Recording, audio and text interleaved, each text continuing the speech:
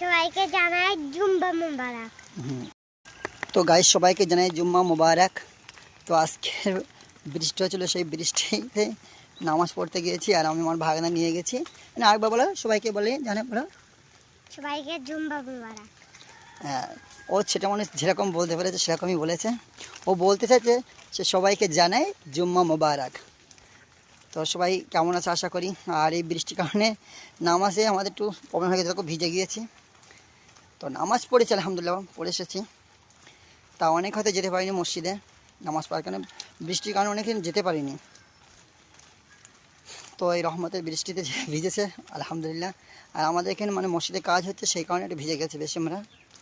তো গাইজ দোয়া করবেন আমাদের জন্য, আর খাস আমার ভাগনার জন্য দোয়া করবেন যেন ও ভালোভাবে পড়াশোনা করতে পারে।